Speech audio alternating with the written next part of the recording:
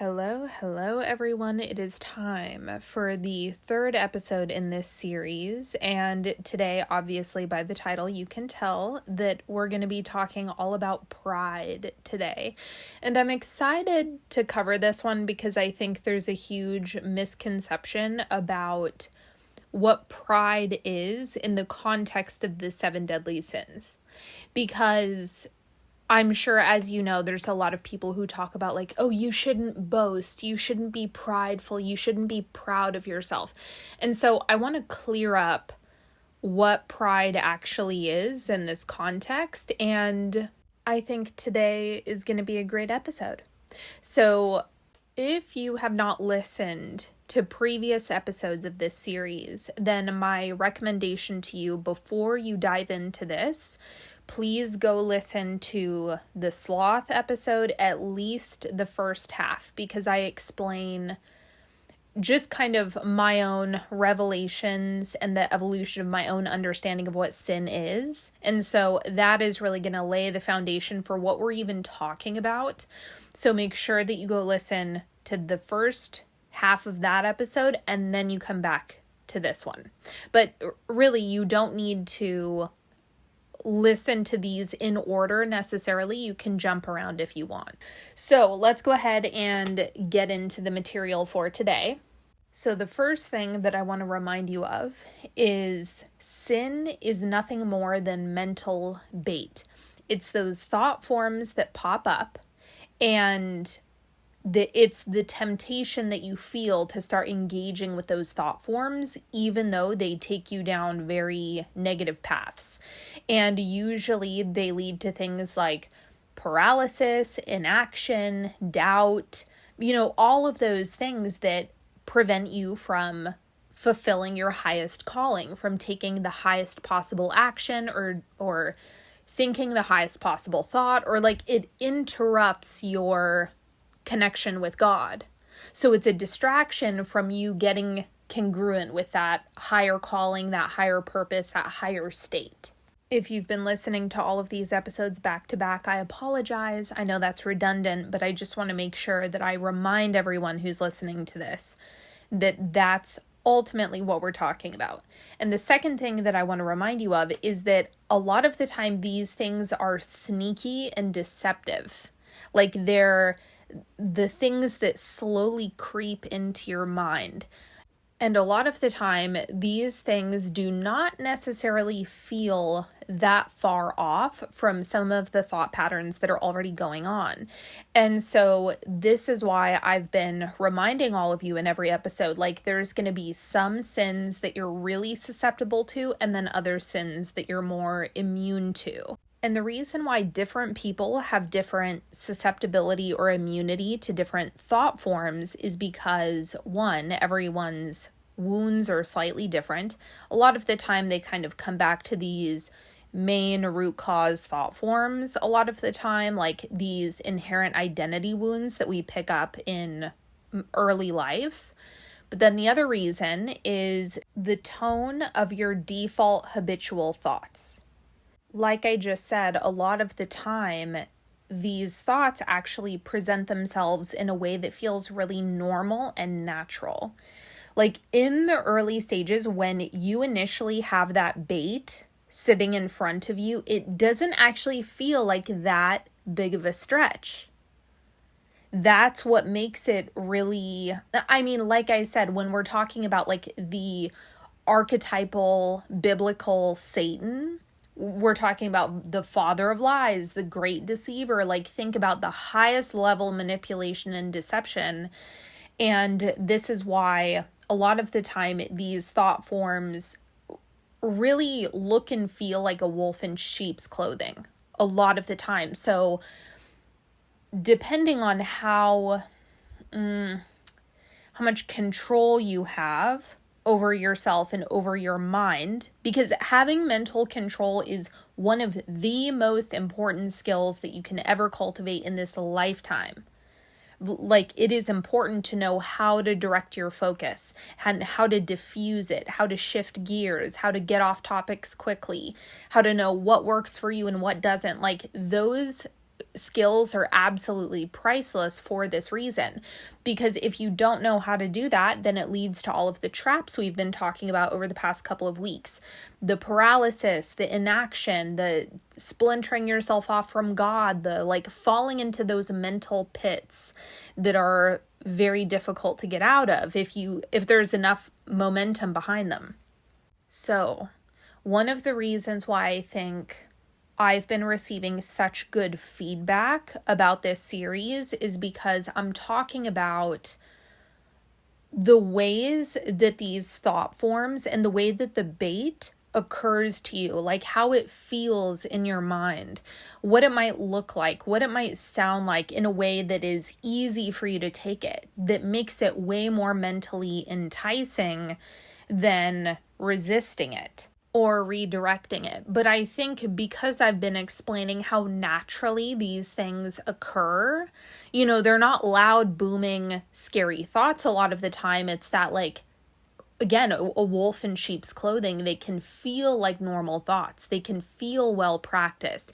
It can feel like the next logical step. It can feel just normal to you. And I think because I've, just peeled the layers back on all of this, people have been like, oh my God, I've been doing that. I've been thinking that. That's me. So I think it's been highlighting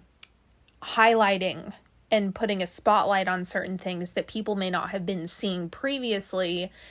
And I have a feeling that today is going to be extra sneaky in a way that, for example, when we get to the wrath episode, wrath is not exactly a sneaky sin. I find that with that one in particular, it's just there are some people that lean that way temperamentally and then others that don't. Or there's some people that really grab onto that quickly and then there's other people who don't. And so that sin, for example, has a tendency to be more temperament based rather than what I'm going to be describing today. So let's talk about the origins of pride and kind of how this has been distorted. So I first started looking into the etymology of this word, what is the biblical meaning of pride? Because as I mentioned in the very beginning of this episode, there's a lot of, I guess it's almost this culture and attitude that people adopt of you shouldn't be proud, you shouldn't be prideful, you shouldn't be proud of yourself, or you shouldn't boast, you shouldn't be arrogant. There's all of this stuff that people associate with pride. And I remember there was something that I read during Bible study that was about pride, and I was like, you know what, I'm going to look up the biblical definition of this word, because you absolutely cannot convince me that if I achieve something really big and I feel really proud of myself, I've done something really solid, or I created something really profound, or that I'm feeling really good about what I've put into the world. You cannot convince me that feeling good about something like that is a sin, especially when it's a net positive for humanity. That makes absolutely no sense. And so I started looking into what is the true definition of this word? And what I realized was it's not pride, I'm proud of myself for doing something good. It's superiority. So instead of thinking about pride as being proud of yourself for doing good, think about it as giving yourself an elevated status above others, or coming to the conclusion that you are better than someone else. Because remember, even the people that you hate the most are still God projecting through a physical body. And at the end of all of this is one great big pool of consciousness. It's all the same stuff. It's just different forms, different projections, different life experiences, different variations of the same stuff. And this is why when we're talking about God, there's no separation. Like, God is not favoring some people and punishing others. God isn't being good to some people but discriminating against others. That does not exist. It's God is just constantly flowing loving consciousness towards everyone. God has blessed everyone equally with the same creative power and the same desire to expand and explore and all of that good stuff. And so in the moment that you're experiencing superiority, and I already know that there are so many people who are listening to this right now who think, no, of course. I know that I don't think that I'm better than anyone else. Yes, Sydney. Of course I don't think that way. Just you wait, bitch. Just you wait until I show you how sneaky this is, because it's crazy. And if you're wondering why this is a sin in particular, is because you cannot believe that you are superior to another person and be connected to God at the same time. Those two things can't coexist. So in the moment that you start engaging or getting into agreement with these thought forms, you splinter yourself off from God and it ends up feeling bad. What I've noticed since I started planning on doing this series is that there are some sins that have a tendency to evolve very, very quickly. And then there's others that are more constant, that don't have a tendency to evolve all that much. So for example, lust doesn't, it might evolve a little bit, but really it hasn't evolved all that much. Like, think about, we've been talking about adultery for thousands of years, or like forbidden love, or brothels and prostitution, and like wives getting angry at husbands for frequenting the brothel. You know what I mean? It's like that type of stuff has been around for so freaking long, and it frankly has not evolved all that much over the course of thousands of years. Give me a break. Like, we're having a lot of the same problems collectively that we were thousands of years ago. Conversely, pride is the complete opposite. Like, pride,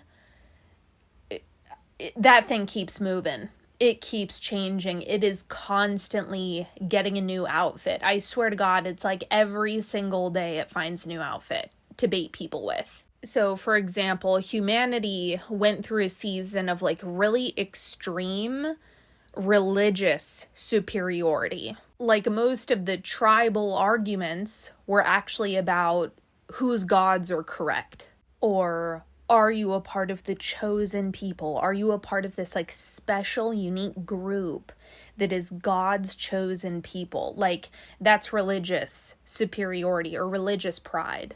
Jesus was also criticized for this because, remember, people gave him a really hard time for sitting with sinners. They're like, why are you hanging out with prostitutes and tax collectors and like criminals? You know, but what he maintained was, well, people who are already spiritually healthy don't need me. And also during that time, he kept extending grace and unconditional love to all of these people that would have been considered his enemies. But he kept talking about, no, like, you have dinner with your enemies, sit with your enemies, love your enemies, like, you flow love in that direction. And so he actually started this huge wave of breaking the paradigm around religious pride. Now, of course, it like still exists in some regions, or for some people, they're really susceptible to that. But let's be honest, it's nothing compared to what it was a long time ago. That used to be like the bread and butter of pride. That was like pride's favorite outfit. People were attacking their neighbors over it. So anyway, Jesus was like a massive catalyst for that paradigm, shifted things, and so pride was forced to evolve. It had to find a more convenient outfit. So then, as humanity continued evolving and there were a lot of technological developments that were going on. Then you had some groups of people that were more technologically advanced, and then you had other civilizations, other groups of people that were not entirely caught up yet. They hadn't developed the technology yet. So then there was a situation where there were more technologically advanced societies and civilizations. And then you had colonialism happening. And that's when you had civilizations that were more technologically advanced meeting civilizations that were less technologically advanced. So now let me give you my read on this situation of how pride was evolving at this time. Because remember, pride needs another outfit. It needs another sneaky way of wedging itself into collective consciousness. So this is my energetic read on where pride cut in during colonialism. I think a lot of the time when people talk about this in particular, they have a lot of difficulty getting into the mind of an explorer. And instead, it's very weird how people talk about something like white supremacy, racial supremacy, because that was the next avenue, but it didn't happen how you think it happened. A lot of the time when I hear people talking about this, they think about white supremacy as this thing where there were all of these white men who stood in a room and said, yes, we're better than all the brown people, we've decided, and then that was that. That is not how that happened. That's the most ridiculous idea ever. You have to go back to what was happening in the evolution of humanity in order to understand, how one thing led to the other. So we had technological advancements. So some societies were further ahead. Then colonialism started. They're exploring different things. They have better ships. They can sail the oceans. They have more advanced weapons. They have all sorts of stuff. And they start exploring different parts of Earth. Now, you and I, dear listener, you and I both know that technological advancements, humans are making that all the time. We're still doing that to this day. Look at the race for AI advancements. We're still doing this. And so there's always going to be different groups of people that are ahead in different domains. That's just kind of how all of this shakes out. Different people make different discoveries, get greater evolution, greater advancements at different points in time. It's kind of a coin flip when you're really thinking about it. And absolutely none of it means anything, and none of it is personal. There's no morality involved. It's not a moral success. It's not a moral failure. Of course, we know all of this when we're looking at it from just technological advancements. But where pride cut in is it was able to glom onto the racial differences, even though technically race didn't have to do with anything. We're just talking about different parts of humanity making different discoveries at different times. That's literally all that happened. But one thing that I know for sure about Shadow is it will simply grab on to whatever information you have or whatever is visible. So remember, it's constantly trying to find a host. It's trying to find a host thought form that can capture people. And that's essentially what tribalism is. I'm sure you can imagine way, way, way back in the caveman days, if you saw another human that had different war paint on, you would take that as a threat. There's a very primitive part of our mind that is still projecting onto any differences that we can find. And so this one is old. It's old and it keeps changing.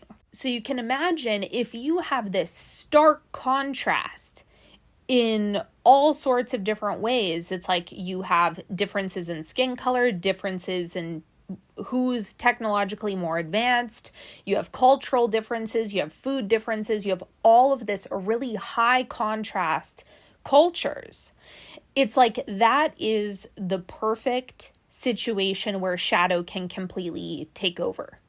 It's not because of this inherent evil that certain groups have and others don't. It's it's literally just a perfect storm. You know what? Actually, I have something that I want to read to you really quick. But before I grab my book, because I have to get that in a second, I want to make a comparison to this. So I want you to imagine how you would feel if you saw like an alien spacecraft and like little Martians running around. And you really don't have very much information other than they're different from you. They have more advanced technology than you. And there's a lot of unknowns in the situation. And I think most people would fall into one of two categories. One would be, oh my God, I'm terrified because there is so much unknown. I don't know what to make of this. I don't know what they could potentially do to me. Are they going to like force me into the spacecraft and probe me? Like, is it going to harm me?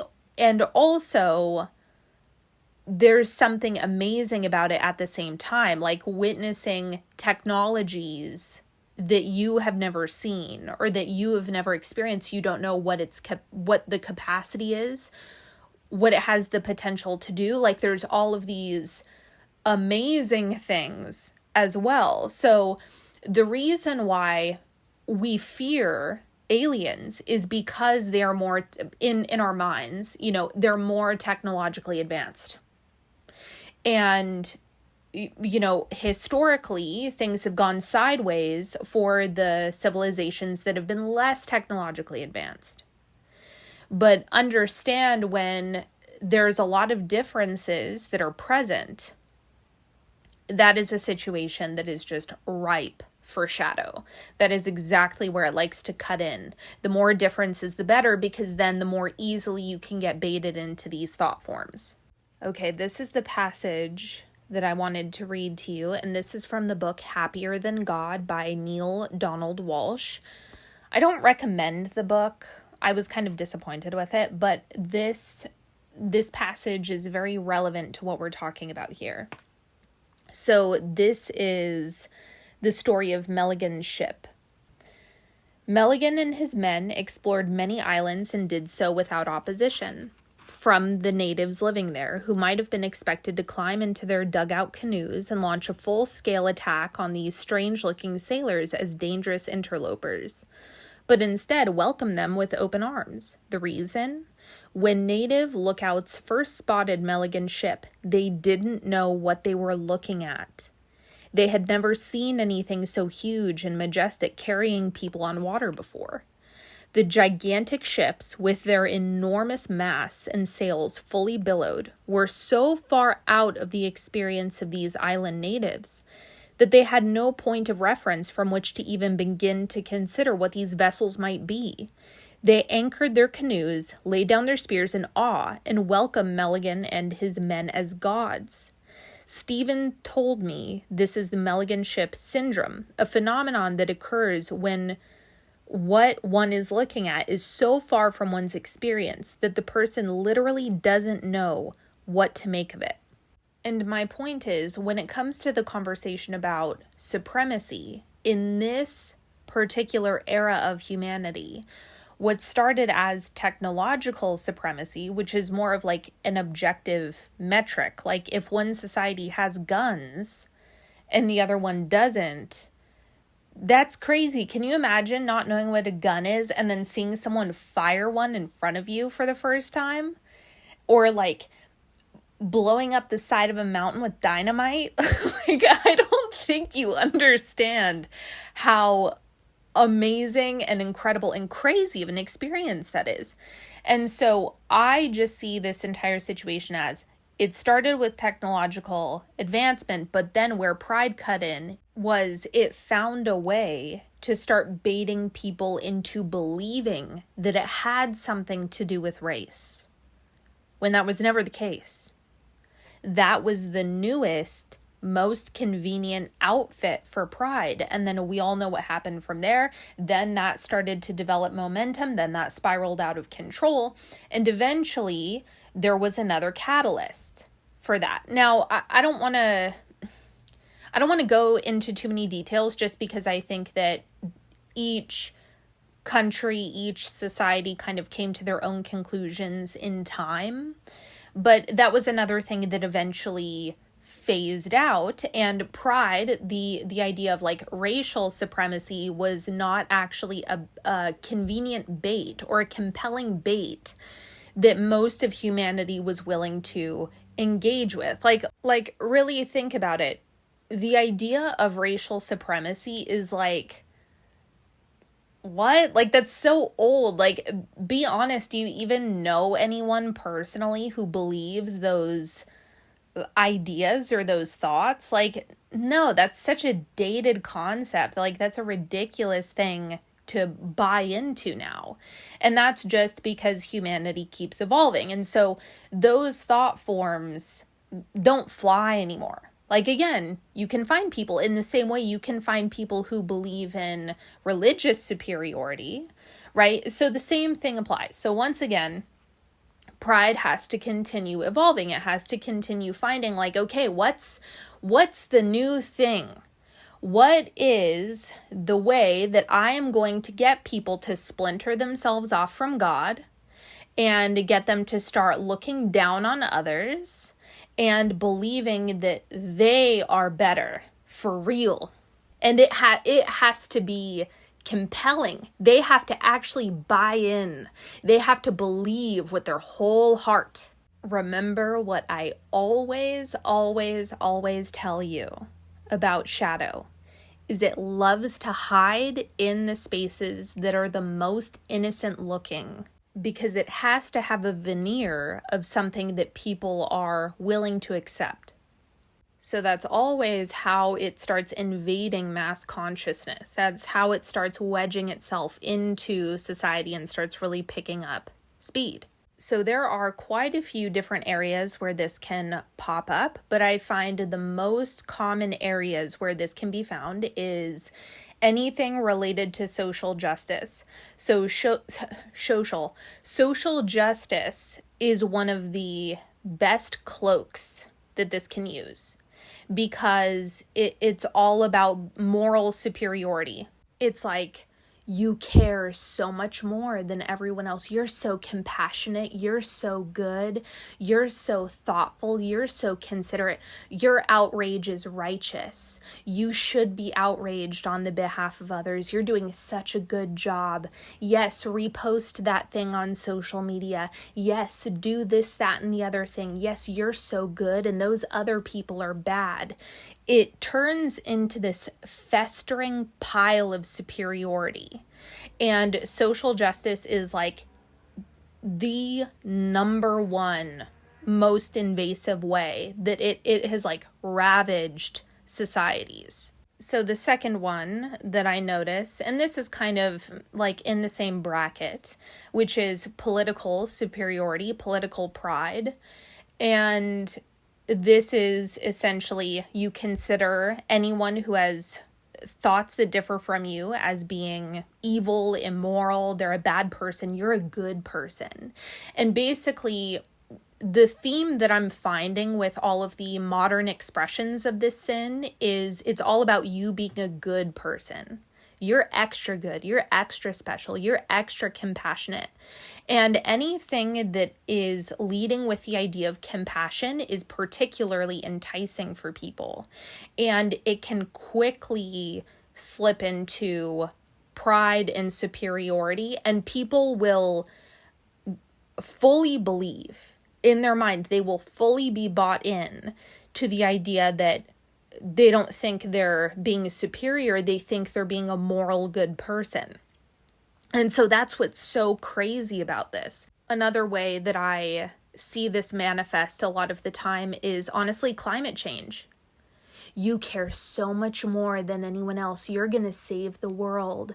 Everyone else is asleep at the wheel. You're so good. You're doing so much more than everyone else. It's like this way that people get roped into superiority without even realizing it, and start seeing other people as less than. But all the while believing that it's completely justified and they're good for doing it and it's for a sound cause. But a lot of the time, what happens when there's a lot of self-righteousness and pride that is in the mix is people get so splintered off from the highest possible perspective and the highest thought forms that they end up taking unproductive actions. It's like, before you know it, all of your actions end up being fear-based or hate-based.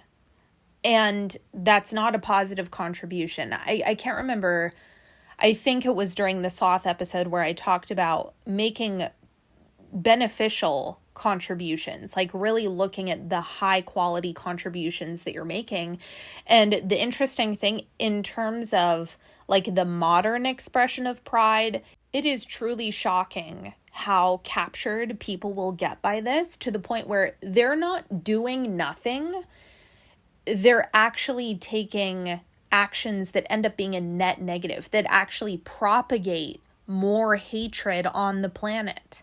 They'll start sharing hateful things. They can't stop obsessing over hateful things. They're talking about hateful things.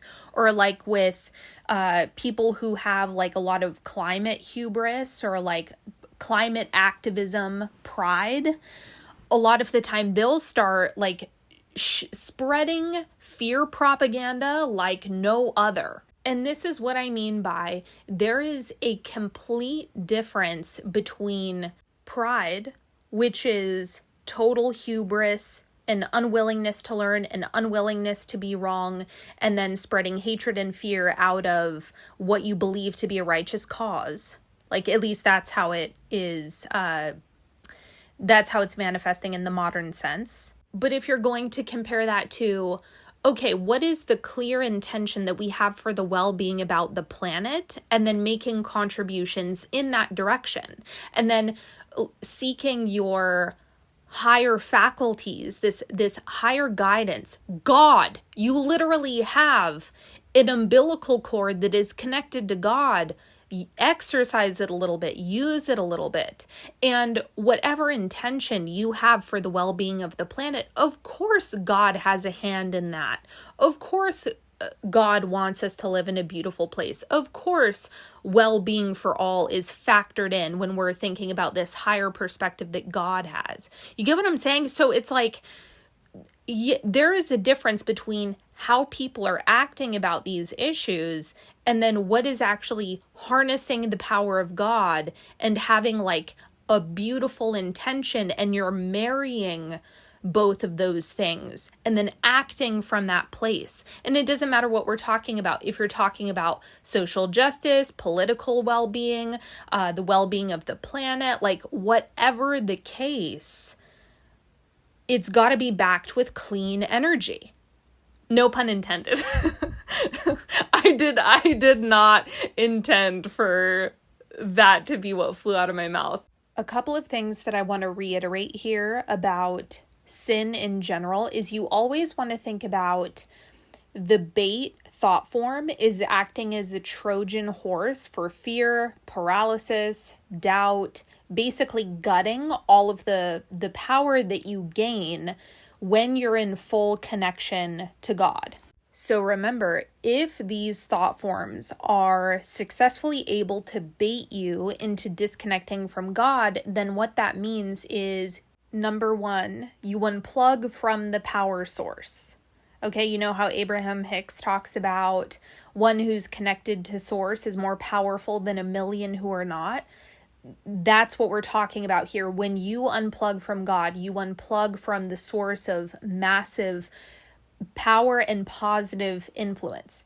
And so what happens if you unplug is your impact goes dormant. And then on top of that, if it can bait you further, then it will actually, I'm talking about the thought forms. When the thought forms are baiting you and you start buying in, if it's successful enough, it can get you to start making negative contributions. Not even a neutral, not moving the needle, not doing anything. That's more of what sloth is. Sloth is like you're robbing the world of your gifts. You're robbing the world of your goodness. You're robbing the world and yourself of your highest purpose and highest calling But pride in particular, when it really gets its hooks into people, a lot of the time they end up turning into a full-blown mouthpiece for hatred. And they just end up getting into this state of trance mediumship where they're just spewing a lot of, it's almost like dark energy. I don't know how else to describe it. It's very scary. This is why a lot of the political stuff that's going on is frightening. More so because of the hatred that it stirs up in people.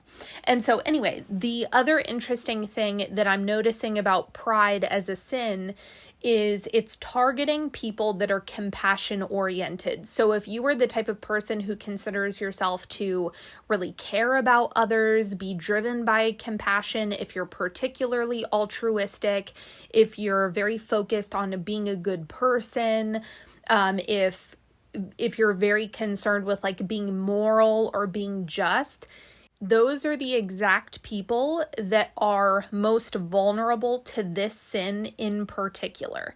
And again, I'm talking more so about the modern expression of how this is really baiting people in convincing ways. The other thing that I want to take a moment to clarify is when it comes to pride, we're not talking about a situation where you might think someone has a bad idea or you disagree with someone. That's normal human stuff. We all do that. We're all filtering through different ideas. We're discerning. We're putting things into good and bad piles. That's just a normal aspect of discernment. But that is not the same thing as the superiority, believing that you have an elevated status because of your fill in the blank. In this case, we're talking primarily about morality. But I just want to really make sure that I'm drawing the line between you making a judgment call or you making a personal evaluation or you deciding, you know what, I really don't like that or I don't prefer that or I don't even want to be surrounded by something.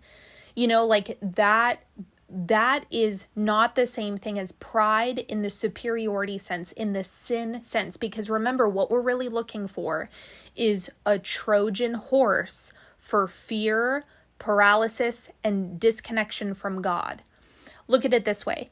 Even Jesus disagreed with the Pharisees. He totally thought that how they were handling things was ridiculous and wrong, and he disagreed with it. He also had the perspective that the church was misinterpreting the Old Testament.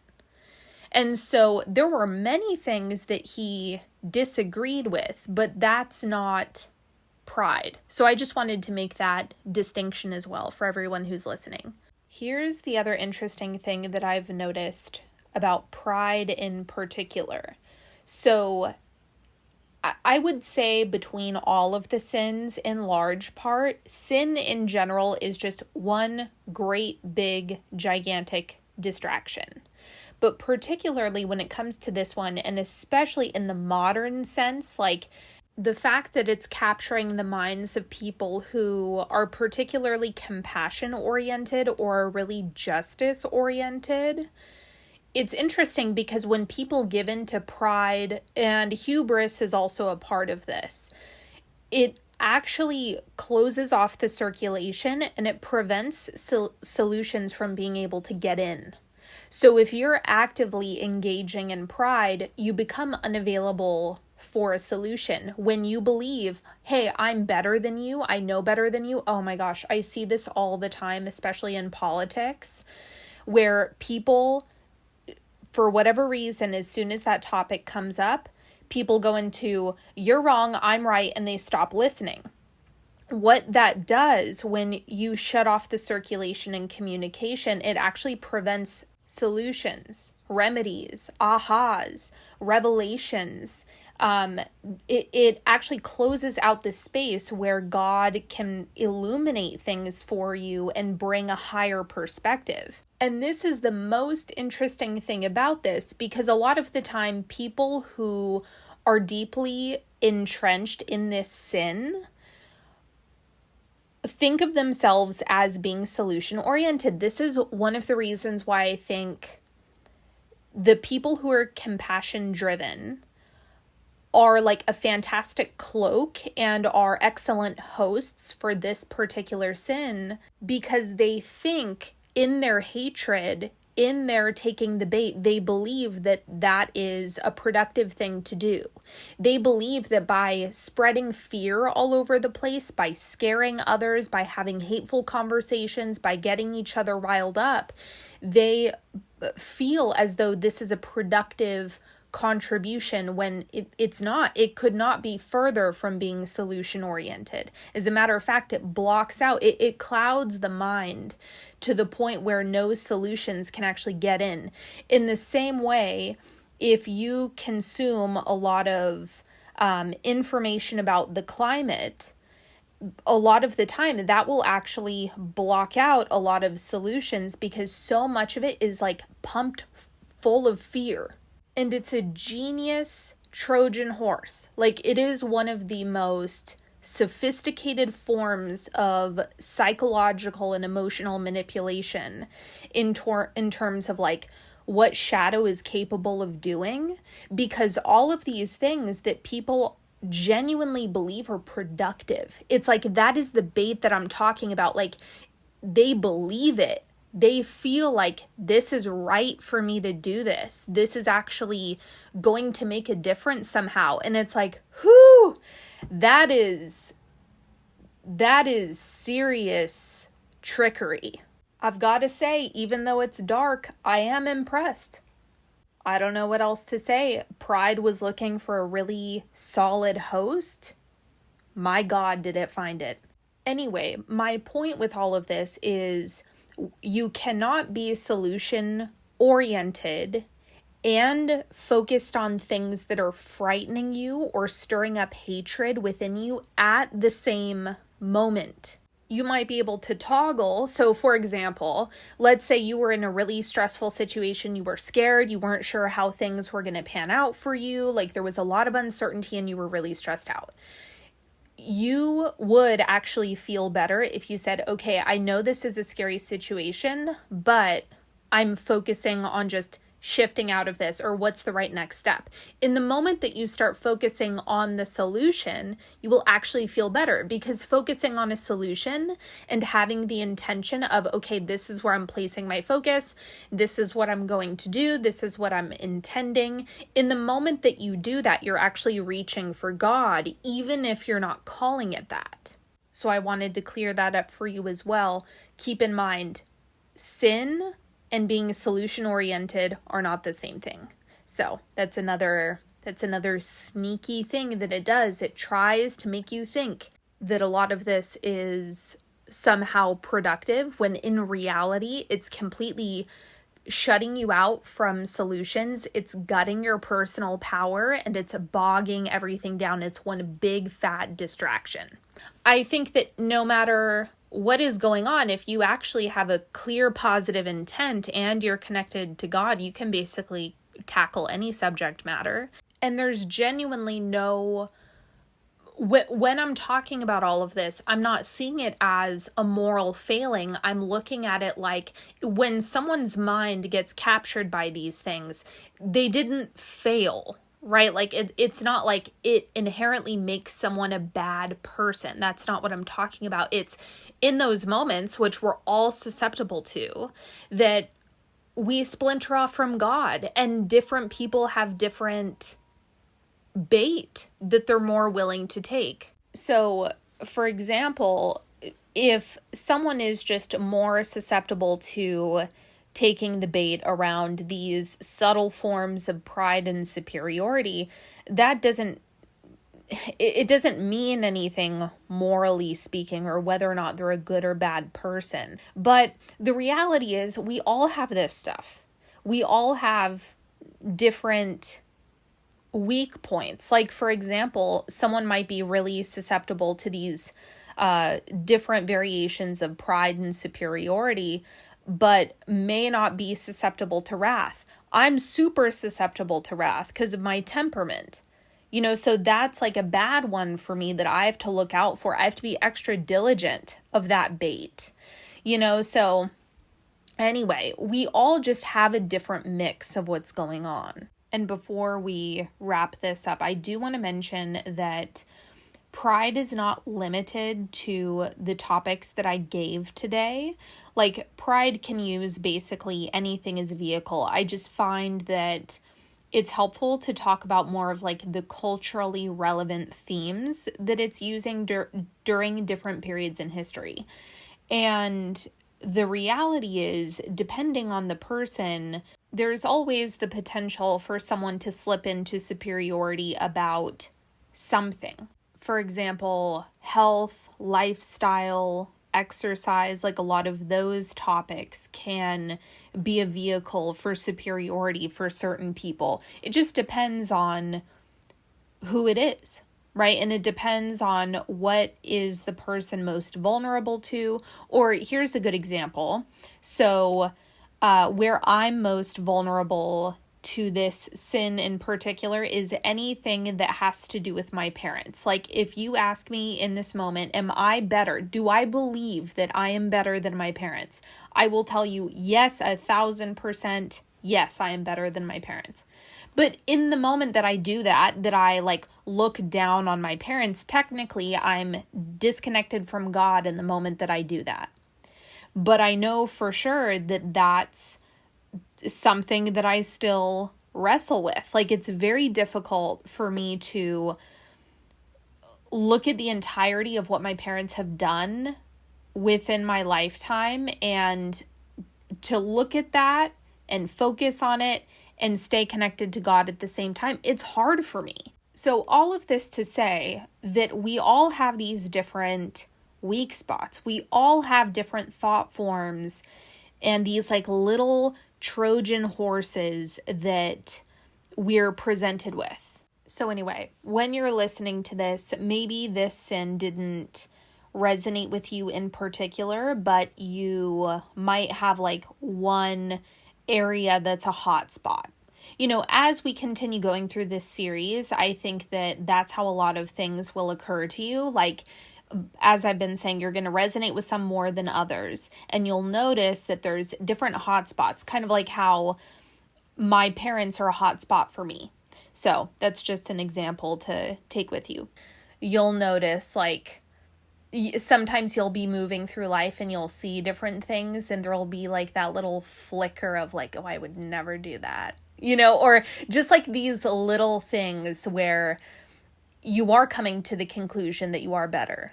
Like that, those types of thoughts to me exist in everyone, because it's like we're connected to the collective consciousness. Okay, if I don't shut up, this episode is going to go forever. Oh. Okay, I have a quick announcement because I think all of you will like hearing about this. So I was in meditation yesterday and I got such a clear download about what I'm supposed to teach next and my next big program. I haven't launched a big program in a while, like in a hot minute, a new one. I've done some little things here and there, like we did the Money Blitz towards the end of March, or I did Full Tilt in January. That was a lot of fun, but I haven't done like a big boy. You know what I mean? I haven't done like a thick, juicy, longer form program. And I have something that's cooking right now. Okay, I just got clear on it. I got my instructions. I got my guidance. I got, God delivered my highest calling that's next. So make sure that you stay tuned for that. Get on my newsletter if you're not on it already. And yeah, I'm sure that you'll be hearing about that very soon. And I hope that you've enjoyed this episode. Thank you so much for listening. If you know someone who would like this series or my podcast in general, I would greatly appreciate it if you sent it their way. If you need anything else, you can find it in the description box or the show notes. And that's a wrap. I'll talk to you later.